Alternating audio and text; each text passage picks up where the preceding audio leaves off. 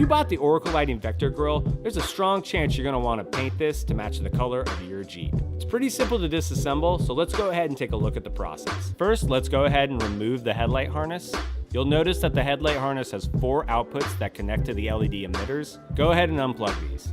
The high and low beam plugs are keyed differently and cannot be mixed up, so don't worry about marking them. When reassembling the grill, add a dab of the dielectric grease to the contacts. Looking from the back, locate the driving beam towards the outside part of the grill. You'll notice that there are 4 Phillips screws, as well as this vertical screw here. This is your beam level adjusting screw.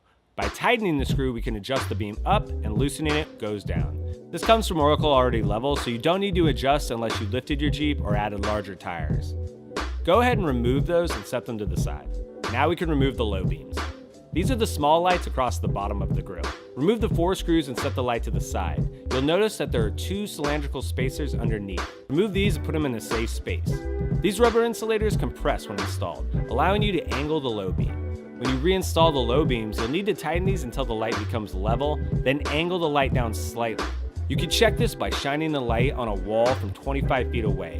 Next, let's remove the high beam. You'll see it's held in with 3 Phillips screws and does not have a spacer. You can, however, use the spacer included with the grill if you wish to adjust the angle of the high beam.